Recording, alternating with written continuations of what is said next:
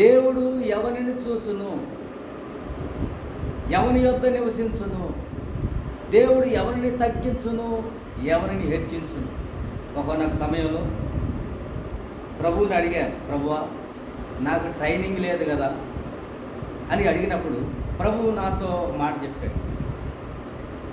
నా మనసు ఏంటో తెలుసుకోవాలంటే ఆది కాండం నుంచి ప్రకటన గ్రంథం వరకు బైబిల్ తీసుకుని వెళ్ళి యూనివర్సిటీలో కూర్చొని ధ్యానం చేయి, నా మనసు ఏంటో నేను నీకు బోధిస్తానని దేవుడు వాగ్దానం చేశాడు. 1 యోహాను 2:27 చదువు అన్నాడు. అందులో ఏమున్నదంటే మరి దేవుడు 1 యోహాను 2:27 నేను అభిషేకించిన వానికి ఎవడునూ బోధించవలసిన అవసరం లేదు, నేనే బోధిస్తాను. నేను బోధించినది సత్యమా, మనుషుల వల్ల నేర్చుకున్నది ఒరిజినల్ అని చెప్పినప్పుడు నేను సుమారు 2 సంవత్సరాలు మరి దేవుని యొక్క గ్రంథాన్ని తీసుకొని ఉస్మానియా యూనివర్సిటీలోకి వెళ్ళి ఒక చెట్టు కింద ధ్యానం చేస్తున్నప్పుడు దేవుడు అనేక విషయాలు నాకు నేర్పించినట్లుగా చూస్తున్నాను. ప్రభునందు ప్రియమైన దేవుని బిడ్డలారా, ప్రభు అయినటువంటి దేవుడు మాట్లాడే దేవుడు. ఆయన ఒకరిని హెచ్చించును, ఒకరిని తగ్గించును. ఆయన వల్లనే సమస్తం సాధ్యం. మరి ఆయన మరి యెషయా రాసిన గ్రంథం 66వ అధ్యాయంలో దేవుడు ఈ విధంగా ఆజ్ఞాపిస్తున్నాడు. యెహోవా ఇలాగూ ఆజ్ఞ ఇస్తున్నాడు, ఆకాశము నా సింహాసనం, భూమి నా పాదపీఠము, మీరు నా నిమిత్తము కట్టనుద్దేశించినటువంటి ఇల్లు ఏపాటిది, నాకు విశ్రమ స్థానముగా మీరు కట్టనుద్దేశించినది ఏపాటిది. మరి ఈ లోకంలో దేవుని కొరకు మరి మన మంచి కార్యాలన్నీ కూడా మురికి గుడ్డలని దేవుని యొక్క వాక్యం సెలవిస్తున్నది. అది 2వ వచనంలో చూస్తే అవన్నీ కూడా నా హస్తకృత్యములు, అవి నా వలన కలిగినవి యెహోవా సెలవిస్తున్నాడు. ఎవడు దీనుడై నలిగిన హృదయము గలవాడై నా మాట విని వణుకుచుండనో వానినే నేను దృష్టిస్తున్నాను. దేవుడు ఎవరిని చూస్తున్నాడంటే దేవుని కొరకు ఏదో చేయాలని. మరి ఈ లోకంలో మన నీతి క్రియలన్నీ కూడా మురికి గుడ్డలని దేవుని యొక్క వాక్యం సెలవిస్తున్నది. అయితే ఎవడైతే దేవుని సన్నిధిలో దీనుడై నలిగిన హృదయము గలవాడై నా మాట దేవుని మాట విని వణుకుచుండునో వారినే నేను చూస్తున్నానని దేవుని యొక్క వాక్యం సెలవిస్తున్నది. ప్రభునందు ప్రియమైన దేవుని బిడ్డలారా, మరి ఎవరైతే ఈ లోకంలో దీనత్వం కలిగి తను తాను తగ్గించుకున్న వారు హెచ్చించబడతారని లేఖనం సెలవిచ్చినట్లుగా, ఎవడైతే దీనుడై నలిగిన హృదయం గలవాడై దేవుని మాట విని ఎవరైతే గడగడ వణుకుతారో, మరి దేవుని మాటకు లోబడతారో, దేవుని యొక్క వాక్యానికి సరెండర్ అవుతారో వారిని దేవుడు చూస్తున్నాడు. యథార్థ హృదయాలను బలపరచడానికి యెహోవా కనుదృష్టిని లోకమంతా సంచారం చేస్తున్నది. ఎవరు యథార్థవంతులు, మరి ఎవరు నీతి కలిగిన వారి ప్రార్థనల మీద దేవుడు చెవియొగ్గి వారి మొరకు ఆలకిస్తూ ఉంటాడు. దేవుని యొక్క చెవులు మరి వారి యొక్క కనుదృష్టి ఎవరి మీద ఉన్నదంటే నీతిమంతుల మీదను, వారు ఏవైతే ప్రార్థన చేస్తారో ఆయన చెవులు వారి మీదను, వారి మొరలు.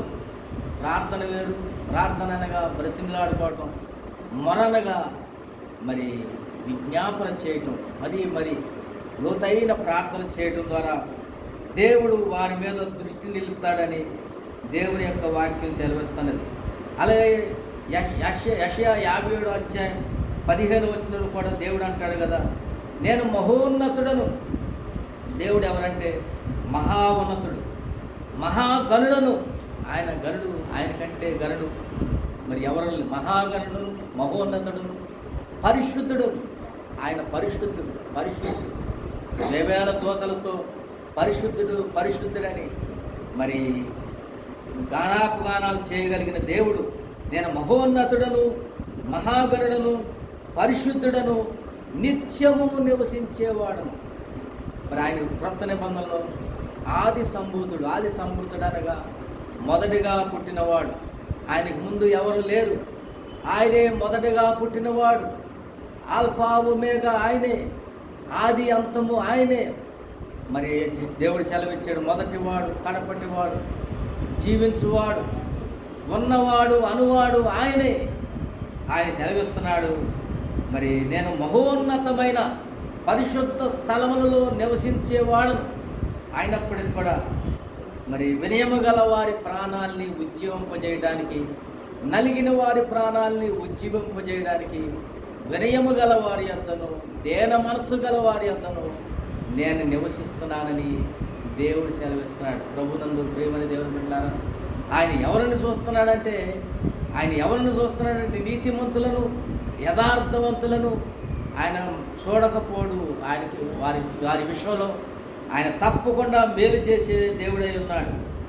ఆయన ఎక్కడ ఉంటున్నాడంటే వినయము గల వారి ప్రాణాలని ఉజ్జీవింపజేయడానికి, నలిగిన వారి ప్రాణాలని ఉజ్జీవింపజేయడానికి, వినయము గల వారి యొద్దను, దేన మనస్సు గల వారి యొద్దను ఆయన నివసించే దేవుడు. ఆయన ఆకాశం, ఆయన సింహాసనం, భూమి ఆయన పాదపీఠం, ఈ సృష్టి అంతా కూడా కలిగి ఉన్నదేది ఆయన లేకుండా కలగలేదు. అలాంటి సృష్టిలో నా కొరకు మీరు ఏం చేయగలరు? అయితే దేవుడు సెలవిస్తున్నాడు, ఇదిగో మీ యొక్క దీనుడై, ఎవరైతే దీనులై నలిగిన హృదయము గలవారై నా మాట విని వణికే వారిని నేను చూస్తున్నాడు. జకర్యాతో చెప్తాడు, దేవుడికి 7 నేత్రాలు ఉన్నాయని జకర్యాతో దేవుడు మాట్లాడుతున్నాడు.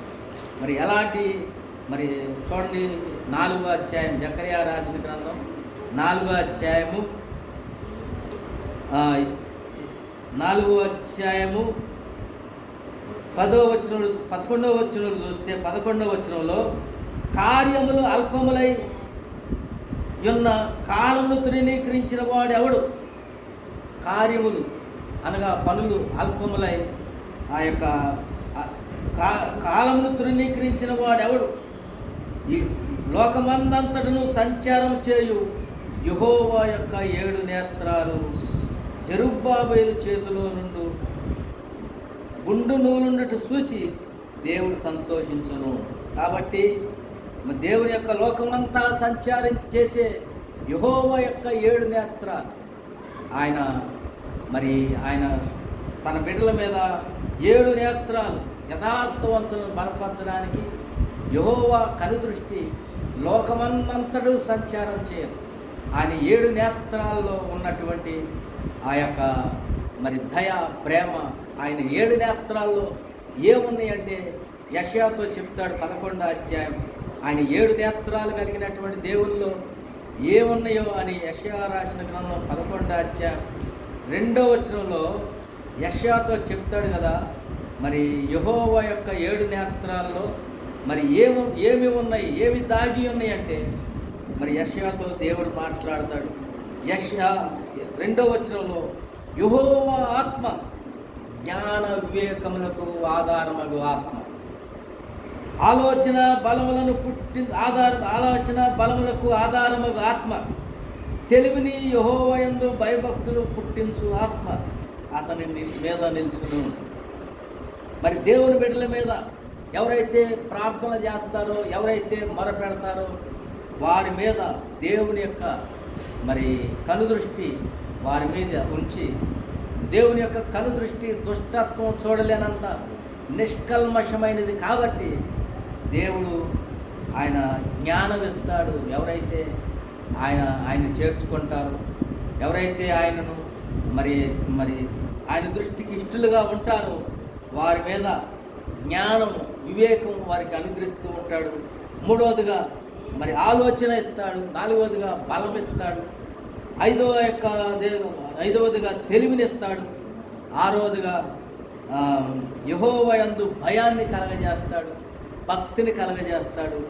మరి ఆయన భయము, మరి యెహోవా భయము అతనికి ఇంపైన సువాసనగా ఉండును. ఆయన నేత్రాల్లో ఉన్నటువంటి ఇవన్నీ కూడా మరి ఎవరైతే దీనుడై నలిగిన హృదయం గలవాడై ఆయన మాట విని వణుకుతూ ఉంటారో మరి అలాంటి మరి దేవుడు మహోన్నతుడు, మహాగణుడు, మరి పరిశుద్ధుడు, నిత్యము నివసించే దేవుడు, యుగయుగాలు నివసించే దేవుడు, మరి వారి ప్రాణాలను ఉద్యమింపజేయడానికి, మరి ఎవరైతే ఆయన నలిగిన వారి ప్రాణాలను ఉద్యమింపజేయడం, వినయము గల వారి ప్రాణాలను ఉద్యమింపజేయడానికి, నలిగిన వారి ప్రాణాలను ఉద్యమింపజేయడానికి ఆయన వినయము గల వారి యొద్దను, దేన మనసు గల వారి యొద్దను ఆయన నివసించి మరి ఆయన అభివృద్ధి చేస్తున్నట్లుగా చూస్తున్నాం. ప్రభునందు ప్రియమైన దేవుని బిడ్డలారా, బైబిల్ గ్రంథంలో ఇద్దరు వ్యక్తుల్ని ఎవరైతే దేవుని చేర్చుకున్నారో వారి విషయంలో దేవుడు చేసినటువంటి మేలు,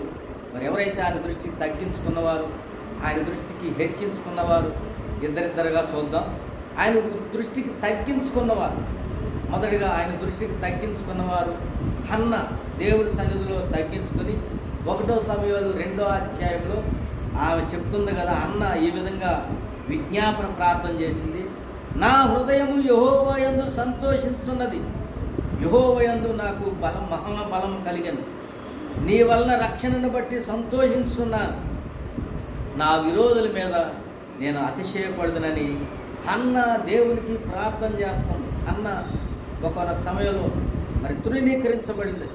మరి ఆమె దేవుని సన్నిధిలో నీళ్లు కుమ్మరించినట్లుగా యెహోవా సన్నిధిలో హృదయాన్ని కుమ్మరించి ప్రార్థన చేసినప్పుడు ఆమెకు యొక్క కొదువును దేవుడు తీర్చాడు. ఆమె యొక్క ఆశను మరి తన కుమారుడు లేనందువల్ల దేవుడు కుమారుని ఇచ్చినందుకు గాను తృణీకరింపబడిన ఆమె, వడ్రాలైన ఆమె, తన జీవితంలో మోడుబారినటువంటి జీవితంలో ఉన్నటువంటి మరి ఎలాంటి మరి ఆశలు లేకుండా ఉన్నటువంటి ఆ విషయంలో దేవుడు కుమారుని ఇచ్చాడు, ఆనందింపజేశాడు. అందుకు గాను మరి దేవుడు మరి విషయంలో ఆమె విజ్ఞాపన ప్రార్థన చేస్తుంది. యెహోవా అనంత జ్ఞానియగు దేవుడు, ఆయనే క్రియలను పరీక్షించువాడు. ఇక అంత గర్వముగా మాట్లాడుకుడి, గర్వపు మాటలు మీ నోట రానియకుడి. ప్రఖ్యాతి నొందిన విలుకాండ్రు ఓడిపోవుదురు, తొట్టిలేని వారు బలము ధరించుదురు, తృప్తిగా భుజించిన వారు అన్నము కావాలని మరి కూలికి పోదురు, ఆకు కొనిన వారు ఆకలి తీరా తిందురు. ఆ విషయంలో మరి ఎంతో హీనమైన స్థితిలో ఉన్నటువంటి హన్న దేవుడు జ్ఞాపకం చేసుకున్నందుకు ఆమె కృతజ్ఞతగా ఈ విధంగా దేవుణ్ణి స్తుతిస్తుంది. మరి గొడ్రాలనబడినటువంటి వ్యక్తులు 7 పిల్లలు కనును, అనేకమైన పిల్లలను కనినది కృషించిపోవును, ఆయనే సజీవులను గాను మృతులుగాను చేయువాడు, ఆయనే పాతాళమును పంపుచు అందులో నుండి రప్పించుచుండువాడు, ఆయనే యెహోవా దరిద్రమును ఐశ్వర్యమును కలగజేయవాడు, కృంగజేయవాడును లేవనెత్తువాడును ఆయనే. దరిద్రులను అధికారులతో కూడా కూర్చుండబెట్టుటకు, మహిమగల సింహాసనం స్వతంత్రింపజేయుటకును వారిని మంటిలో నుండి ఎత్తువాడు ఆయనే. లేమిగల వారిని పెంట కుప్పలో మీద నుండి లేవెత్తువాడు ఆయనే. భూమి యొక్క స్తంభములు యెహోవా వశము, లోకమును వాటి మీద ఆయన నిలిపి ఉన్నాడు. కాబట్టి తన భక్తుల పాదములు తొట్టెల్లకుండా ఆయన వారిని కాపాడును.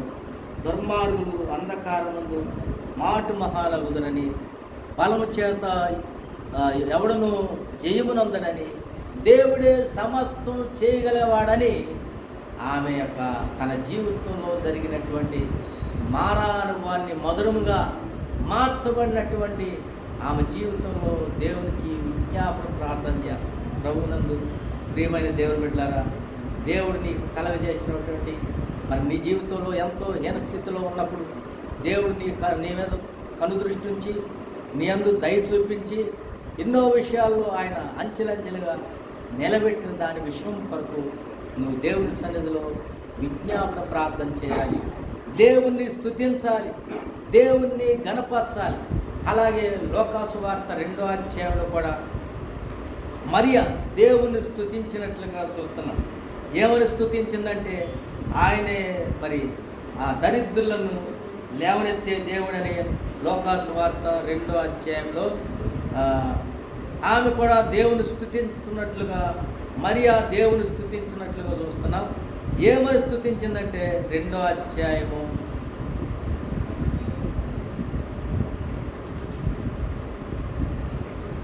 చూడండి, 2వ అధ్యాయము 53వ వచనంలో, సింహాసనం నుండి బలవంతులను పడద్రోసి దీనులను ఎక్కించెను, ఆకలి కొనిన వారిని మంచి పదార్థములతో తృప్తిపరిచి ధనవంతులను ఒట్టి చేతులతో పంపివేశాను. ఈ విధంగా ఆమె మరి ఆయనకు భయపడి వారి మీద ఆయన కనికరము తరతరములు ఉండును. ఆయన తన బాహువుతో పరాక్రమం చూపెను. వారి హృదయంలో ఆలోచన విషయమై గర్విష్ఠులను చెదరగొట్టెను. దేవుడు అద్భుతాలు చేసే దేవుడు ఆమె స్తుతిస్తున్న స్త్రీలలో మరి నీవు ఆశీర్వదించబడిన వాడు, నీవు ఆశీర్వదించబడిన దానవు, నీ గర్భఫలము ఆశీర్వాదం నింపబడును. నా ప్రభువు తల్లి నా ఎదుకు వచ్చుట నాకు ఎలాగ ప్రాప్తించిందని ఆ యొక్క ఆమె కూడా, ఎవరంటే ఎలిజబెత్ కూడా దేవుని స్తుతించింది. మరి మరియ కూడా దేవుని స్తుతిస్తుంది. నా ప్రాణం ప్రభువుని కనపరుస్తున్నది. ఆయన తన దాసురాలి దేనస్థితిని కటాక్షించెను. నా ఆత్మ నా విషయమై దేవుని యందు ఆనందించెను. సర్వశక్తిమంతుడు నాకు గొప్ప కార్యాలు చేశాడు అని దేవుని స్తుతిస్తుంది. మరి ఆయన తన బాహువుతో పరాక్రమం చూపించాడు. మరి ఇది మొదలుకొని అన్ని తరాల వారు నన్ను ధన్యరాలు అంటారని ఆమె ఎంతగానో సింహాసనం నుండి బలవంతులను పడద్రోసి దీనులను ఎక్కించే దేవుడు. కాబట్టి ప్రభునందు ప్రియమైన దేవుని బిడ్డలారా, నువ్వు దేవుని సన్నిధిలో తగ్గించుకున్నందువల్ల, ఆయన మాట విని మరి గడగడ వనకటం వల్ల దేవుడు నిన్ను నీ పిల్లల మీదకి ఆశీర్వాద జల్లులు వస్తాయని దేవుని లేఖనం స్పష్టంగా సెలవిస్తున్నది. ఆయన సింహాసనం, ఆకాశం ఆయన సింహాసనం, భూమి ఆయన పాదపీఠం, ఆయన సమస్తము చేయగలవాడు. ఎవరైతే దేవుని విషయాల్లో తగ్గించుకుంటారో వారిని దేవుడు లెక్కించలేనంతగా హెచ్చించే దేవుడై ఉన్నాడు.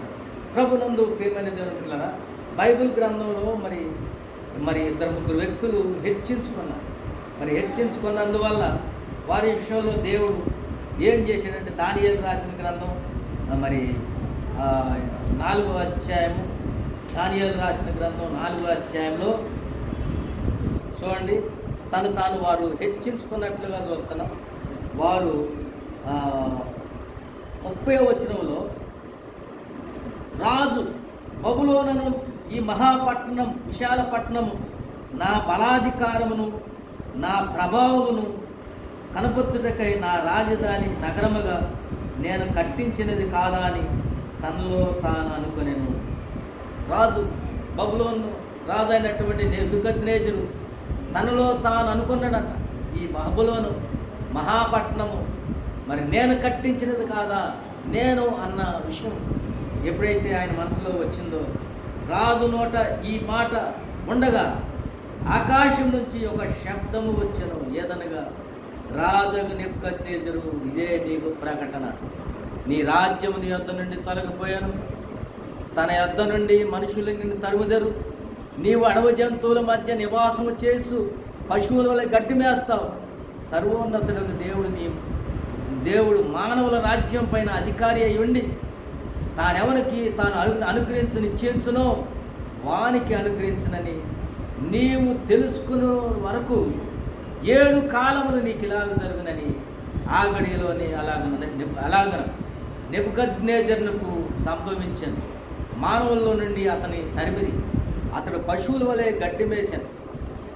ఆకాశం మంచు అతను మీద మరి తడపగా అతని తల వెంట్రుకలు పక్షిరాజు రెక్కల్లాగా మరి అయినట్లుగా చూస్తున్నా. అతను గోళ్ళు పెరిగి మరి గోళ్ళ వంటి వాయను. ఆ కాలం గడిచిన పిమ్మట నెబుకద్నెజరు, నేను మరలా మానవ బుద్ధి గలవాడిని, మరి నా కండ్లు ఆకాశం తట్టు ఎత్తి మరి చిరంజీవి సర్వోన్నతుడకు దేవుని స్తోత్రం చేసి మరి ఘనపరిచి స్తుతించి తిని. ప్రభునందు ప్రియమైన దేవుని బిడ్డలారా, మరి నెబుకద్నెజరు కూడా మరి ఆయన ఎప్పుడైతే ఈ బబులోను అనే పట్టణం నా యొక్క బలాతిశయం, నేను కట్టించిన నగరము కాదని దేవుని యొక్క మహిమను, దేవుడు ఆయనను ఆ బబులోను సామ్రాజ్యానికి రాజుగా చేసి ఆ విధంగా ఆధిక్యతలో పెట్టి మరి ఎవరినైతే గణపరుస్తాడో, ఎవరినైతే హెచ్చిస్తాడో, మరి ఆ విధమైనటువంటి ఆధిక్యత మరి రాజు అయినటువంటి బబులోనుకు దేవుడు కలగజేస్తే దేవుడు స్తుతించాల్సినటువంటి నెబుకద్నెజరు మరి తను తాను మహింపరచబడినప్పుడు దేవుడు అంటున్నాడు కదా, మరి చెప్పాడు దేవుడు, మరి ఆ యొక్క ఎప్పుడైతే ఆ మాట మరి తనలో ఉండగానే ఇదే నీకు ప్రకటన, నీ రాజ్యమును యొద్ద నుండి తొలగిపోవును, మనుషులు నిన్ను తరుముతారన్నట్లుగా అదేవిధంగా జరిగి ఆకాశం మంచు అతని దేహం మీద తడపగా అతను 7 సంవత్సరాలు మరి అరణ్యములో పక్షురాజు రెక్కలు కట్టుకొని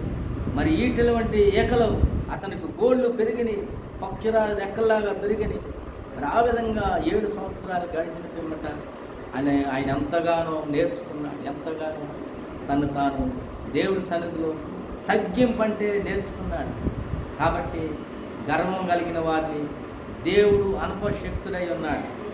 మరి ఆ గర్వములో ఉన్నటువంటి నెబుకద్నెజరుతో దేవుడు చేసిన ఆ కాలం గడిచిన పిమ్మట మానవ బుద్ధి గల మానవ మనిషి మనస్తత్వం అప్పుడు వచ్చింది. అప్పుడు ఆ యొక్క ఆయన కండ్లు ఆకాశం తట్టి ఎత్తాడు. అప్పటి వరకు కూడా తన వైపు చూసుకున్నటువంటి నెబుకద్నెజరు 7 సంవత్సరాల మహాశ్రమల కాలంలో ఆయన దేవుని వైపు చూసి, ఈ భాగ్యం నాకు ఎవరి యొద్ద నుండి వచ్చింది, ఈ స్థితి నాకు ఎట్లా కలిగింది, దేవుడే సమస్తం చేయగలిగిన వాడని మరి కన్నులు ఎత్తి ఆకాశం తట్టు కన్నులు ఎత్తి దేవుడి సింహాసనం తట్టు మరి కన్నులు ఎత్తి మరి చిరంజీవులు సర్వోన్నతునికి దేవునికి స్తోత్రం చేశాడు, దేవుణ్ణి గణపరిచాడు, దేవుణ్ణి స్తుతించాడు. ఆయన ఆధిపత్యము చిరకాలం వరకు, ఆయన రాజ్యము తరతరములకు ఉన్నవి. మరి 35వ వచనంలో మరి భూనివాసులందరూ ఆయన దృష్టికి ఎన్నిక రానివారు. ఈ భూలోకంలో ఎవరు కూడా మరి ఆయన దృష్టికి ఎన్నిక లేనివారు. కరోనా వచ్చింది చూడండి, ఆయన దృష్టికి ప్రపంచమంతా మరి ఎక్కడికక్కడ స్తంభించిపోయి ఆయన దృష్టికి ఎవరు కూడా ఎన్నిక రాని వారు కాదు. కోట్లున్న మరి ఎంతో మరి విర్రవీగిన వారందరూ కూడా దేవుడు భూనివాసులందరూ ఆయన దృష్టికి ఎన్నిక రాని వారు. ఆయన పరలోక సేన ఎడలను భూలోక నివాసుల ఎడలను తన చిత్తము చొప్పున జరిగించేవాడు. పరలోకంలో సేనలు ఉన్నారు, ప్రధానులు మరి సేనలు ఉన్నారు, ప్రధానులు ఉన్నారు, అధికారులు ఉన్నారు. మరి ఎన్నో మరి వారందరూ కూడా వారి ఎడలను భూలోక సేనల ఎడలను మరి ఆయన చిత్తము చొప్పున మరి జరిగించే దేవుడై ఉన్నాడు.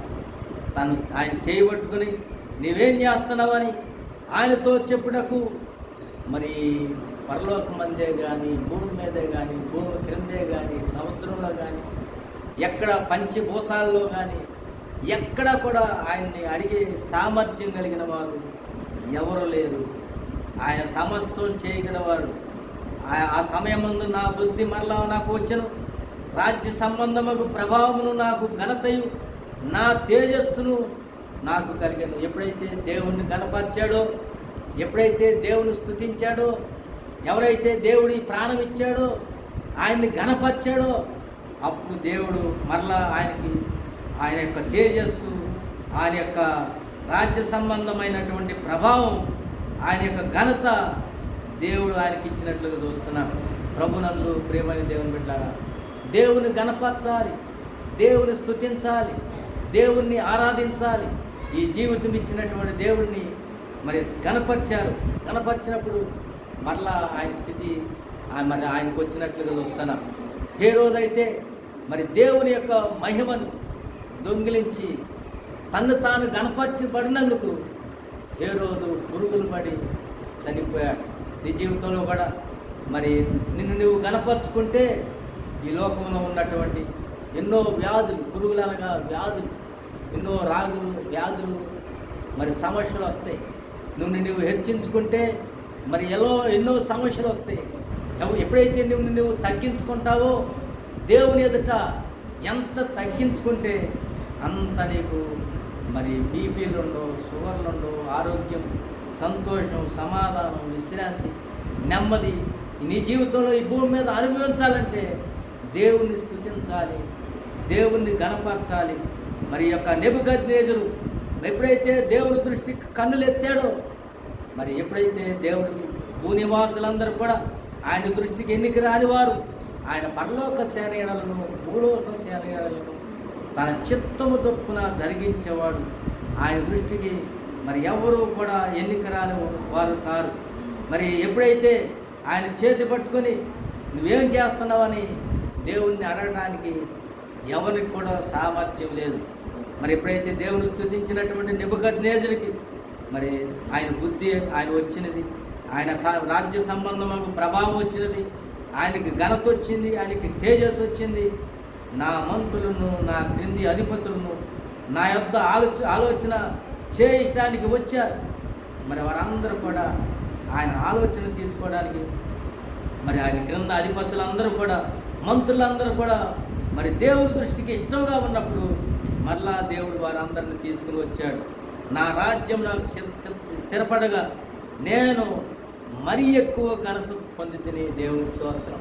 దేవుడు నీ జీవితాన్ని స్థిరపరిచే దేవుడు, నీ ఆరోగ్యాన్ని స్థిరపరిచే దేవుడు, నీ కుటుంబాన్ని దేవుడు స్థిరపరిచే దేవుడు. అలాంటప్పుడు నిన్ను సృష్టించినటువంటి దేవుని వైపు నీవు చూడాలని మరి ఇలాగూ నెబుకద్నెజరుని నేను పరలోక దేశ రాజు యొక్క కార్యములన్నీ సత్యములను ఈ విధంగా అంటున్నాడు. ఎలాగూ నెబుకద్నెజరుని నేను పరలోక రాజు యొక్క కార్యములన్నీ సత్యములను ఆయన మార్గములు న్యాయములై ఉన్నవి.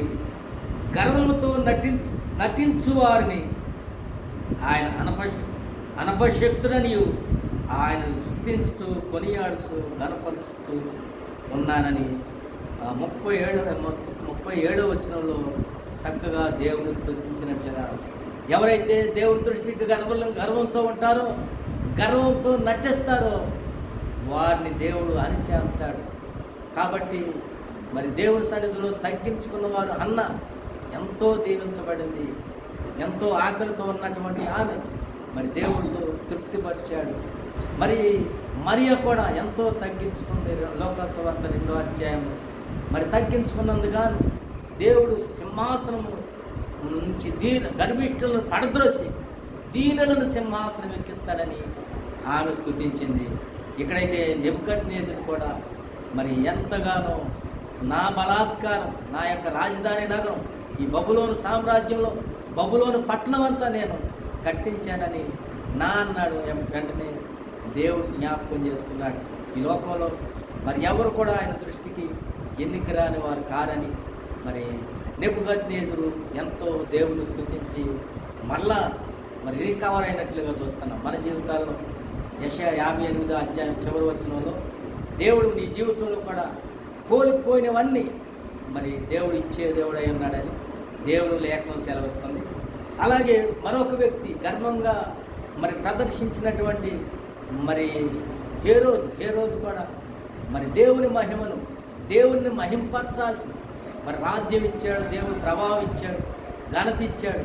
అలాంటి దేవుణ్ణి స్తుతించాల్సినటువంటి హేరోదు తన్ను తాను మహింపరచుకున్నప్పుడు ఆ యొక్క హేరోదు పురుగు పడి చనిపోయినట్లు చూస్తాము. మరొక వ్యక్తిని దానియేలు రాసిన గ్రంథం 5వ అధ్యాయంలో రాజుకు బెల్షస్సరు మరి 1000 మంది అధికారులతో విందు చేస్తున్నాడు.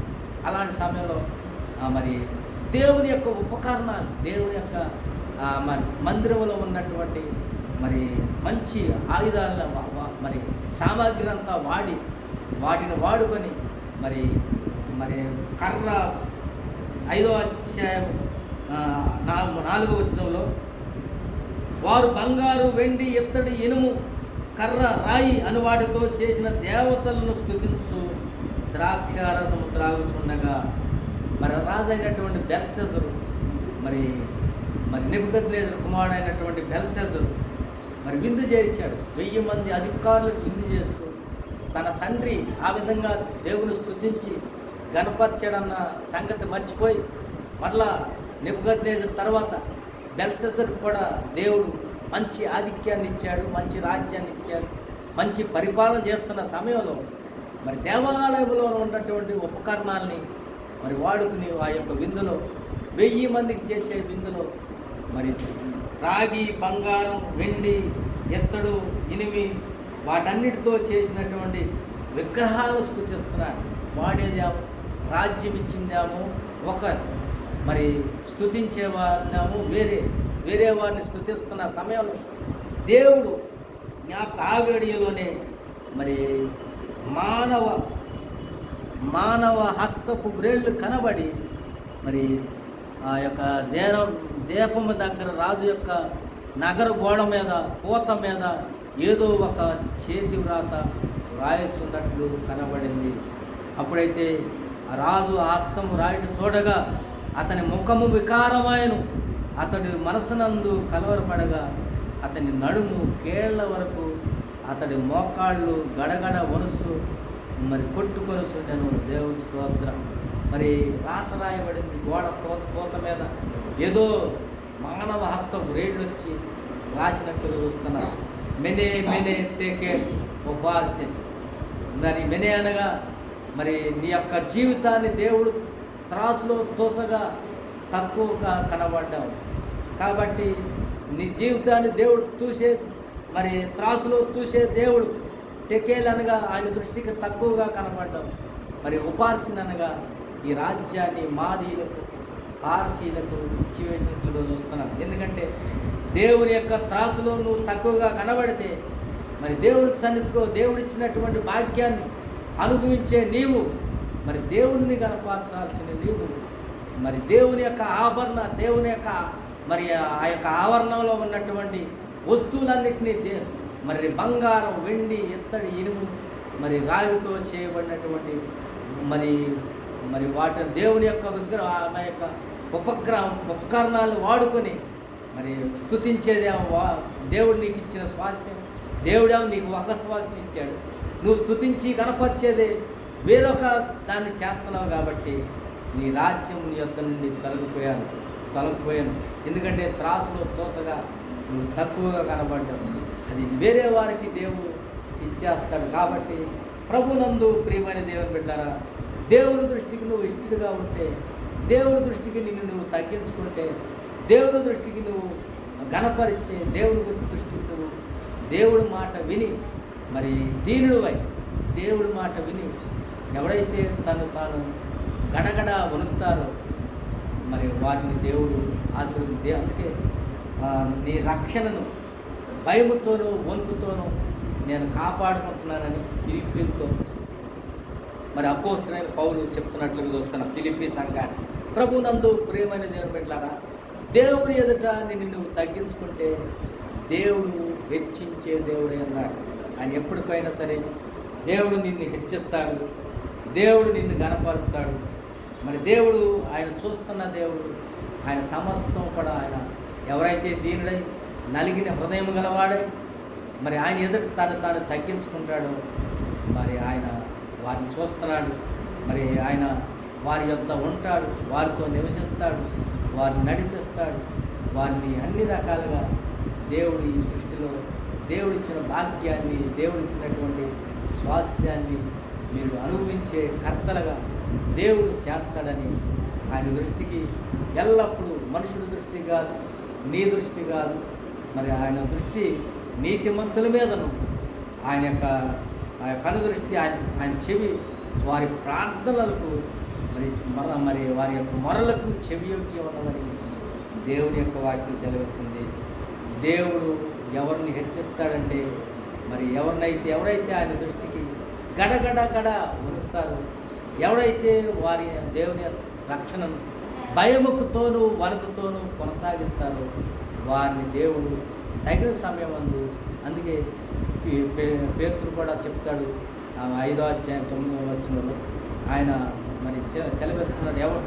ఎవరైతే ఆయన బలిష్టమైన చేతి క్రింద దేన మనస్కులై ఉండి, ఎవరైతే దేవుని యొక్క తగిన సమయమందు ఆయన మిమ్మల్ని హెచ్చించినట్లు బలిష్టమైన ఆయన చేతి క్రింద దేన మనస్కులై ఉన్నప్పుడు దేవుడు తప్పకుండా నీ జీవితాన్ని, నీ కుటుంబాన్ని, నీ పిల్లలను, నీ వంశాన్ని అభివృద్ధి చేసే దేవుడని దేవుడు ఆజ్ఞిస్తున్నాడు.